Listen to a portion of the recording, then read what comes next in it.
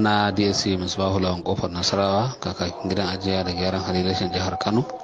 Alhamdulahi a yau wannan baiwar Allah mai suna Sadiya Haruna ta kammala wa'adin wato da aka daure ta na daurin talala, wanda wato za ta yi wato koyon tarbiyya na tsawon wato watanni 6. So alhamdulahi wannan baiwar Allah mun karbe ta, kuma jami'anmu sun kula da ita, wanda aka sata a makaranta wacce za ta dinga koyar wato tarbiyya. Kuma alhamdulillah daga cikin abin da ta koyi wato tarbiyyar ita kanta, sannan an koya mata wato kamar littattafai da kuma abin da suka shafi wato Qur'ani da hadisai da makamantansu, domin ta san cewar wato ta samu tarbiyya kamar yadda ita kotu ta yi umarni akan a ɗora ta akan irin wannan makaranta da za ta dinga yin irin wannan karatu.